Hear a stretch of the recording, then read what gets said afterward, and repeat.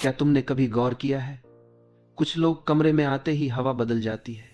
वे ज्यादा बोलते नहीं, वे समझाते नहीं, वे किसी से तर्क नहीं करते, बस उनकी उपस्थिति ही सब कुछ बदल देती है। ऐसा क्यों होता है? क्योंकि उनके भीतर एक शक्ति है। वह शक्ति है मौन की शक्ति। दुनिया हमें हमेशा शोर करना सिखाती है, हमेशा बोलो, हमेशा जवाब दो, हमेशा अपनी सफाई दो। लेकिन ध्यान से देखो, जितना तुम बोलते जाते हो उतना ही तुम कमजोर होते जाते हो, क्योंकि हर शब्द तुम्हारी ऊर्जा लेकर बाहर चला जाता है। लोग तुम्हें पकड़ते हैं तुम्हारी प्रतिक्रिया से, कभी तुम्हारे गुस्से से, कभी तुम्हारे डर से, कभी तुम्हारे तुरंत हां कह देने की आदत से। सोचो, अगर अचानक तुम प्रतिक्रिया देना बंद कर दो तो क्या होगा? अगर तुम हर बहस से खुद को खींच लो, अगर तुम हर उकसावे पर चुप रह जाओ, अगर तुम हर छोटी बात का जवाब देने की बजाय मौन चुन लो, तभी असली खेल शुरू होता है। क्योंकि जब तुम उपलब्ध रहना छोड़ देते हो भावनाओं में, शब्दों में, मन और शरीर दोनों से, तो लोगों के हाथ से तुम्हें नियंत्रित करने का साधन निकल जाता है। जिस दिन तुम यह डोरियां काट देते हो, उस दिन खेल बदल जाता है। उस दिन लोग पहली बार महसूस करते हैं कि उन्होंने तुम्हें कभी समझा ही नहीं था। लेकिन यहां एक सवाल है, कौन घबराता है जब तुम अचानक मौन हो जाते हो? कौन बेचैन हो उठता है जब तुम जवाब नहीं देते? कौन बार बार कोशिश करता है कि तुम्हें उकसाकर वही पुराना भावनात्मक खेल निकाल ले? याद रखना, यह सब उनके बारे में बहुत कुछ बता देता है, तुम्हारे बारे में भी। असल में अब तक तुम अपनी ऊर्जा ऐसे लोगों पर खर्च करते आए हो जो उसके योग्य ही नहीं थे। हर बार तुरंत जवाब देकर तुमने अपनी शक्ति उनके हाथों में सौंप दी। हर बार भावनात्मक प्रतिक्रिया देकर तुमने अपना ही खून जलाया। और दिन के अंत में तुम्हारे पास क्या बचता है? थकान, चिड़चिड़ापन और एक खालीपन जिसे तुम शब्दों में नहीं कह पाते। लेकिन असली सवाल है, तुम्हारा समय, तुम्हारी ऊर्जा, तुम्हारा ध्यान किसके लिए है? क्या वाकई उन लोगों के लिए जो सिर्फ तुम्हें इस्तेमाल करना जानते हैं, या फिर तुम्हें पहले खुद को चुनना चाहिए? महान संतों ने कहा है, सच्चा अनुशासन है स्वयं को पहचानना। जब तुम यह समझ जाते हो कि चुप्पी हजार बहसों से ज्यादा ताकतवर है, तो तुम्हारे भीतर एक नई शक्ति जन्म लेती है। लेकिन यह चुप्पी कायरता नहीं है, यह चुप्पी भागना नहीं है, यह चुप्पी है जागरूकता। जब तुम पीछे हटते हो, भागने के लिए नहीं बल्कि होश में आने के लिए, तो वह पीछे हटना एक तपस्या बन जाता है। अब सोचो, कब तक तुम दूसरों की भावनाओं से बंधे रहोगे? कब तक हर बार कठपुतली की तरह नाचते रहोगे? कब तक कोई तुम्हारे घाव पर हाथ रखे और तुम तिलमिला उठो? क्या अब समय नहीं आ गया है कि तुम उन डोरियों को काट दो, थोड़ा रहस्यमय बन जाओ? क्योंकि जिस दिन तुम हमेशा उपलब्ध रहना बंद कर दोगे, उसी दिन से सब कुछ बदलना शुरू हो जाएगा। बचपन से हमें यही सिखाया गया है, हमेशा हाँ बोलो, सबको खुश रखो, जल्दी जवाब दो, लोग नाराज ना हो। धीरे धीरे हमें यह भ्रम दिया गया कि हमारी कीमत सिर्फ इसी में है कि हम कितने उपलब्ध हैं। लेकिन सच्चाई बिल्कुल उलटी है। बहुत अधिक उपलब्ध होना कोई पुण्य नहीं है, यह तो कैद खाना है।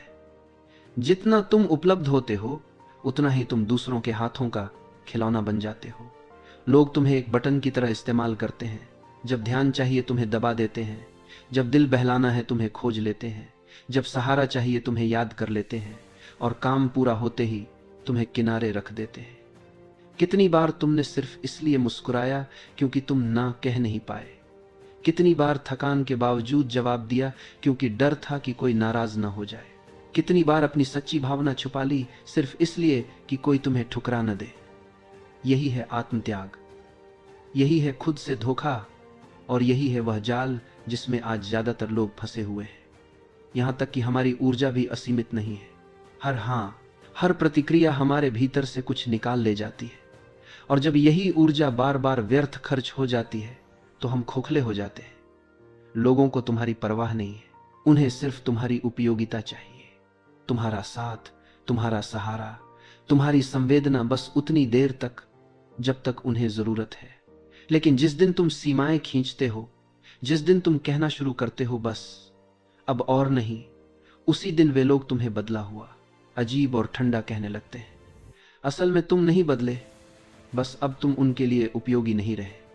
और यही है सबसे बड़ा सच, जितना तुम उपलब्ध रहोगे उतना ही तुम्हारी कीमत गिरती जाएगी।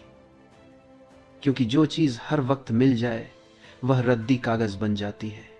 किसी चीज की इज्जत तब होती है जब उसे पाने के लिए मेहनत करनी पड़े, और जब तुम हर समय मौजूद हो तो कोई तुम्हारी कीमत क्यों मानेगा। तो सोचो, तुम्हारा समय किसे देना चाहिए, तुम्हारा ध्यान किसे देना चाहिए, तुम्हारी उपस्थिति किसे सच में इसके योग्य मानते हो। और उससे भी बड़ा सवाल है, कौन तुम्हारी अनुपस्थिति का हकदार है। क्या तुमने नदी को बहते देखा है? वह बहती है पर शोर नहीं करती, उसका अस्तित्व ही संगीत है। इसी तरह जीवन का असली संगीत है मौन। जब तुम भीतर से शांत हो जाते हो तो तुम्हें किसी शब्द की जरूरत नहीं पड़ती, तुम्हारी उपस्थिति ही काफी होती है। लेकिन इंसान को बचपन से यही सिखाया गया है, हर बात का जवाब देना जरूरी है, कोई कुछ कहे तो तुरंत प्रतिक्रिया देना जरूरी है, चुप रहना कमजोरी है, जवाब देना ही ताकत है।